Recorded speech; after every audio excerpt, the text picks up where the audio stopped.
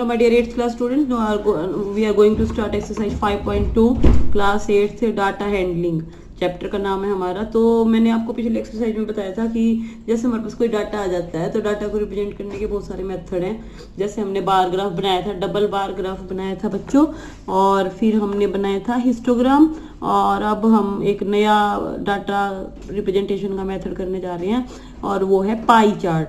तो जो pie chart है वो एक सर्कल में बनता है। देखो ये पाई चार्ट बना रखा है मैंने, और पाई चार्ट में ये देखो ये इनको कहते हैं हम सेक्टर्स।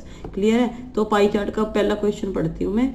पाई चार्ट में कहता है एक सर्वे करने वाला है और उसको वो क्या कर रहा है, एक सर्वे कर रहा है, पाई चार्ट बनाता है वो सर्वे करके।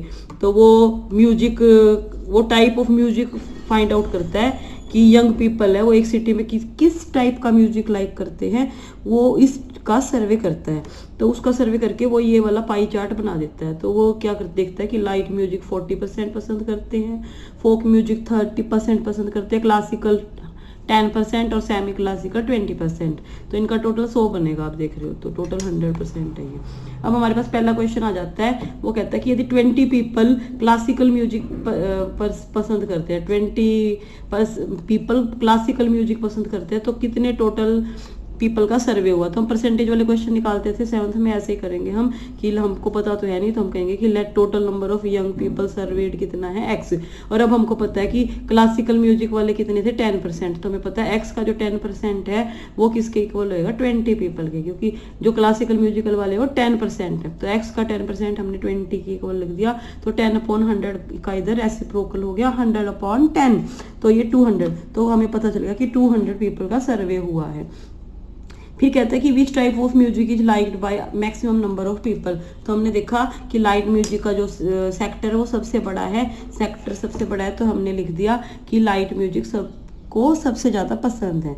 इसके बाद कहता है कि एक कैसेट कंपनी है वो 1000 CD बनाती है, तो कितनी CD हर टाइप के लोग बनाएगी, यानी कि 1000 CD बनाती है। इस पाई चार्ट को देख के भी उन्होंने सर्वे किया है, तो वो इसके अकॉर्डिंग CD बनाना चाहते हैं कि उसकी सारी बिक जाए। तो वो 1000 CD बनाती है, तो वो कौन से म्यूजिक की कितनी CD बनाएगी, तो हमने निकालना है ये। तो हमने light music CD, light music CD हमने लाइट म्यूजिक CD निकालनी है। तो टोटल CD है 1000 और लाइट म्यूजिक वाली है 40%। तो 40/100 कर दिया, जैसे लोअर क्लासेज में करते थे। तो 400 CD बनाएगी वो कंपनी। इसके बाद फोक म्यूजिक वाली कंपनी है वो 30% है, तो 30/100 कर दिया। तो ये आ गई हमारे पास। इसके बाद आगे हमारा फिर अगला पार्ट है क्लासिकल म्यूजिक की कितनी CD होंगी। क्या क्लासिकल म्यूजिक का 10%। तो क्लासिकल म्यूजिक हमारा यदि 10% है तो फिर 10/100 कर दिया, तो 100 CD आ गई। इसके बाद है सेमी क्लासिकल म्यूजिक CD। तो वो 20% है बच्चों, 20% है, तो फिर 20/100 कर दिया, तो क्या आ गया, 200 हो गया। इस तरह से हमारा पहला क्वेश्चन बहुत ही आसान था, वो निकल गया हमारा। क्लियर है? तो हमने पाई चार्ट की हेल्प से इतने क्वेश्चन का आंसर दे दिया। इसके बाद अब हमारा क्वेश्चन नंबर 2 है बच्चों। क्वेश्चन नंबर 2 में कहता है, ध्यान से देखेंगे कि एक ग्रुप है 360 पीपल का, और वो उनको वोट करने के लिए बोलते हैं कि भाई तुम्हारा जो फेवरेट सीजन है ना वो बताओ, रेनी है, विंटर है या समर है। इन 3 सीजन में जो अच्छा सीजन आपको लगता है तो बताओ। तो सीजन है समर। समर को 90 लोग लाइक करते हैं कि भाई 90 हम पसंद करते हैं। रेनी सीजन को 120 लोग लाइक करते हैं और विंटर सीजन को 150 लोग लाइक करते हैं। अब इसके अकॉर्डिंग हमें क्वेश्चंस के आंसर देने हैं। सबसे पहले पूछता है कि कौन से सीजन के सबसे ज्यादा वोट है। तो हमने देखा कि विंटर सीजन के सबसे ज्यादा वोट है, तो हमने आंसर विंटर सीजन लिख दिया। अब कहते हैं सेंट्रल एंगल बनाओ। अब हमें ये पाई चार्ट बनाना है, तो हमें ये वाला सेंट्रल एंगल चाहिए। देखो ये सेक्टर है, तो इन सेक्टर का हमें सेंट्रल एंगल चाहिए। सेंट्रल एंगल निकालने के लिए हमें क्या करना पड़ेगा, ध्यान से देखेंगे। तो हमारे पास समर वाले हैं 90, रेनी वाले हैं 120 और विंटर वाले हैं 150। तो हमने इन सब का टोटल कर दिया, आ गया 360 आ गया। अब आपको पता है ये जो सर्कल है हमारा, ये जो सर्कल है, जो ये कंप्लीट एंगल होता है, ये 360 का है। तो अब ये तीनों में डिवाइड करना है। तो कैसे करेंगे अब तीनों में डिवाइड? सबसे पहले इसका फ्रैक्शन निकालेंगे, यानी कि 90 ऊपर 360 नीचे, और सर्कल का एंगल कितने डिग्री का होता है, 360 का। तो हमने काट दिया 360 से 360। तो समर का एंगल आ गया 90 डिग्री। ऐसे हमने रेनी का एंगल निकालना है। रेनी का है 120 और टोटल नीचे, और सर्कल का टोटल एंगल क्या है 360, तो ये 120 का निकल गया। ऐसे ये 150 और इनका टोटल है 360 और इस 360, तो 150 एंगल निकल गया। अब हम पाई चार्ट बनाएंगे। तो पाई चार्ट बनाने के लिए हमने क्या किया है, खुद पाई चार्ट बनाने के लिए हम कितनी भी प्रकार खोल लेंगे और एक सर्कल खींच देंगे। ठीक है। ये सर्कल हमने पाई चार्ट यानी कि एक सर्कल खींच दिया हमने। तो सर्कल खींचने के बाद हमने क्या करना है, यहाँ पे एक स्ट्रेट लाइन खींचनी है। यहाँ पे हम ऐसे एक स्ट्रेट लाइन खींच देंगे। स्ट्रेट लाइन खींच दी हमने। अब हमारा जो पहला एंगल है वो है 90 डिग्री का। पहला एंगल 90 डिग्री का है, तो हमने क्या करना है, ध्यान से देखेंगे। हम इस लाइन पे लाइन रखेंगे, ये देखो, और पॉइंट पे पॉइंट रखेंगे, है ना, ऐसे रख देंगे, लाइन पे लाइन, पॉइंट पे पॉइंट। और इसके बाद 90 डिग्री का निशान लगा देंगे, ये 90 डिग्री का निशान लगा देंगे। और फिर हम इसको क्या करेंगे, मिला देंगे। लेकिन बस ये सर्कल से बाहर नहीं जाने देंगे, सर्कल तक ही लाइन रहेगी। तो ये हमारा 90 डिग्री का एंगल आ गया। 90 डिग्री के एंगल के बाद हमारा एंगल लग गया 120 डिग्री। तो 120 के लिए अब ये वाली लाइन आ गई हमारे पास। अगला एंगल इस लाइन पे बनाना है। तो इस पे डी का पॉइंट से तो पॉइंट मिला दिया, लाइन से लाइन मिला दी है। और अब हम एंगल 120, तो 120 का ये पॉइंट लगा दिया मैंने, ये देखो 120 पे पॉइंट लगा दिया। 120 पे पॉइंट लगा के और फिर मैंने ये क्या कर दिया, मिला दी लाइन 120 की आ गई। अब अगला एंगल बनाना है मेरे को। अगला एंगल बनाना है 150 का। अब ये वाली मेरी अगली लाइन आ गई, ये वाली। तो अब मैं इस पे रखूंगी ये। तो ये तो अब 2 एंगल तो आ ही गए, देखो तीसरा एंगल अपने आप आ जाएगा 150 का। तीसरा एंगल बनाने की जरूरत ही नहीं है। तो मैंने ये गो ऐसे लगा दिया, ये 90 का, ये 120 का, ये 150 का है। और लिख दिया किस किस का है, समर है, ये रेनी सीजन है, ये विंटर सीजन है। साइड में क्या लिख दिया, ये मैंने क्या बना दिया है, पाई चार्ट।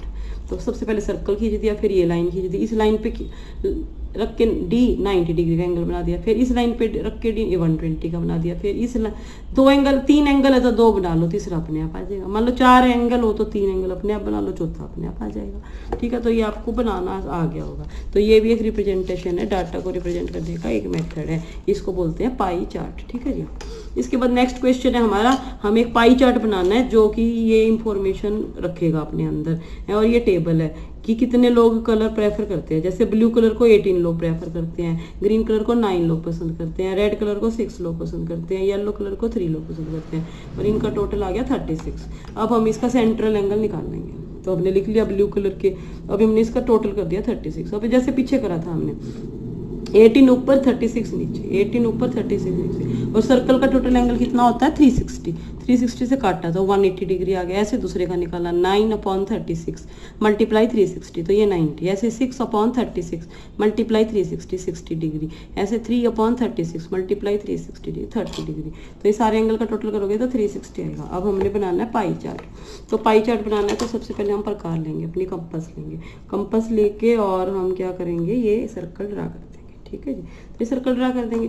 सर्कल ड्रा करने के बाद और हम क्या करेंगे, एक लाइन करेंगे, जो ये सीधी लाइन करेंगे। अब हमारा पहला एंगल है 180 डिग्री का। तो ये हमने सीधी लाइन खींच दी। अब क्या करेंगे, हम इस लाइन पे रखेंगे। ये देखो इस लाइन पे हमने ये लाइन रख दी, पॉइंट पे पॉइंट मिला दिया। अब हमने पहला एंगल बनाना है 180 का। तो 180 का एंगल बनाना है। तो ये देखो ये 180 पे पॉइंट लगा दिया मैंने। 180 पे पॉइंट लगा दिया और इस पॉइंट को इससे मिला दिया, इससे मिला दिया ये पॉइंट से ये, और ये बाहर नहीं जाने देना मेरे को। तो ये 180 की लाइन आ गई मेरी। इसके बाद अब मेरे को बनाना है 90 का। ठीक है बच्चों। तो 90 के लिए क्या करूँगी मैं, 90 के लिए इस लाइन पे रखूँगी। नई लाइन आ गई है, देखो 90 के लिए मैंने इस लाइन पे रख दिया, ये देखो। और यहाँ पे निशान लगा दिया। ये जब निशान लगाया इसको मैंने मिला दिया, लेकिन सर्कल से बाहर लाइन नहीं जानी चाहिए, बस इसको बात का ध्यान रखना। अब ये 90 वाली लाइन आ गई। अब अगला एंगल कितने डिग्री का है हमारा, 60 डिग्री का है। 60 डिग्री का है तो अब इस लाइन पे रखेंगे जो 90 की नई लाइन आई है। और ये देखो ये मिला दिया हमने, और ये देखो 60 पे रख के लगा दिया हमने। 60 पे रख के लगा के और मिला दिया, तो ये 60 का आ गया। और जो अगला एंगल है वो अपने आप ही रह जाएगा, वो बनाने की जरूरत नहीं है। 30 डिग्री तो हमने रख दिया। ये 180 है, 90 है, 60, 30 है। यहाँ पे लिख दिया ब्लू, यहाँ पे लिख दिया येलो, और यहाँ पे लिख दिया हमने ग्रीन, यहाँ पे हमने लिख दिया रेड है। और ये हमारा क्या बन गया, पाई चार्ट। तो आप देख रहे हैं बहुत ही आसान एक्सरसाइज है माय डियर स्टूडेंट्स। और आपको मेरे को लगता है आप आसानी से इसको कर लेंगे और समझ जाएंगे। थैंक यू बच्चों।